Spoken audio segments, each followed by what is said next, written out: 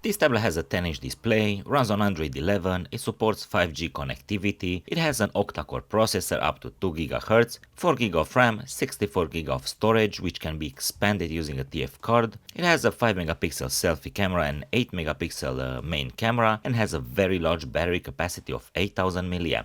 This is an overview of the box, and inside there is the warranty certificate, the tablet, a cloth to clean the screen, a user manual, a Bluetooth keyboard, a screen protector, a case, a touch pen, the SIM card ejector, a wire pair of earphones, a charging cable for the keyboard, the OTG adapter, the fast charger, and a Bluetooth mouse. Mind that the mouse comes without batteries and the USB keys inside this compartment. This is the first overview of the back of the tablet. It has the branding at the bottom, and at the top it has the 2 cameras and a flash. On one side it has the SIM card tray, and at the top it has the microphone, the USB charging port, and it has the volume buttons, and it also has the power and lock button, and here at the corner it has a 3.5mm jack port. On the side it has the stereo speakers, and at the bottom there is nothing. Here's an overview of the screen, and based on the tests that I've made, I would say that it is pretty responsive, but the tablet is quite reduced in terms of apps that are installed. Here I would like to make a test to show you how fast this tablet moves, and as you can see I'm opening here YouTube, and it takes quite a long time to load, and overall the refresh rate is not the best.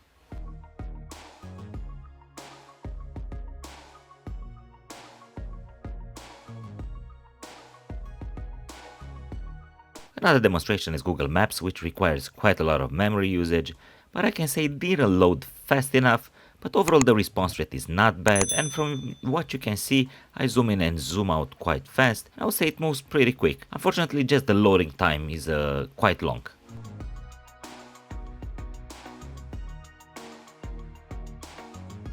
Here I'm making a sound test, and I move the microphone a bit closer to the speaker so you can hear what is the quality of the audio. The volume can be adjusted using the buttons at the top or using the volume bar which is on the screen.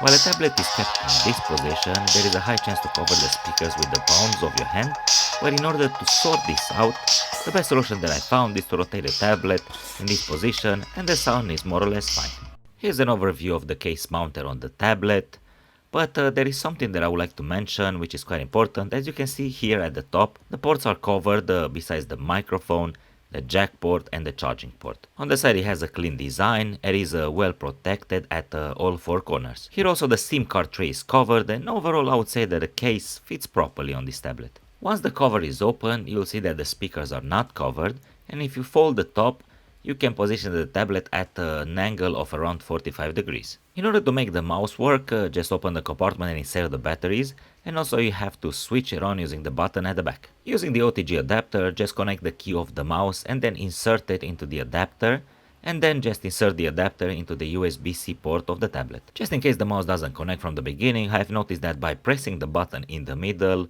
everything was fine. It is extremely convenient to be able to use the mouse because basically this tablet turns into a laptop. To connect the keyboard, just switch it on and then just go in the settings where you'll find the option of connected devices. Then press on pair new device and you'll see that the keyboard should appear over there. Also, an easier way is to press the connect button on the keyboard. Once the mouse and keyboard are connected, the workflow is significantly easier, as you can see. From what I have tested so far, I didn't experience any issues, any lags, and also I have used both at a distance of around 2 meters from the tablet, and the connection was still fine. This is another view of how comfortable it is to use the keyboard and the mouse in order to navigate on the internet, and also the layout of the keyboard is exactly as I was expecting. The keys are responsive and also the keyboard stays properly on the table, literally doesn't move at all. Here is another example of how fast this tablet moves while navigating on the internet and how easy it is to use the keyboard and the mouse for a better experience.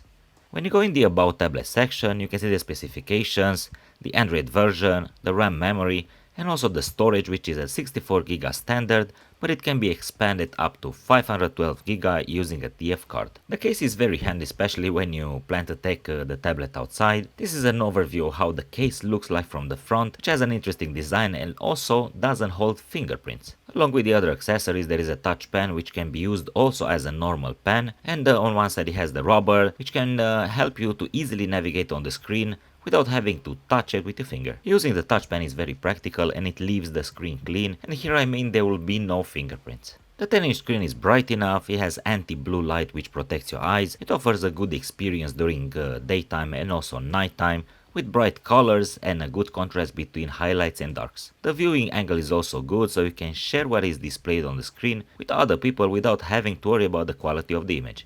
With the case on, the tablet can be used in landscape mode and also in portrait mode, but at a 90-degree angle, which doesn't make this tablet too stable. The selfie camera is a 5 megapixel and the main camera is 8 megapixel, and it also has a flash.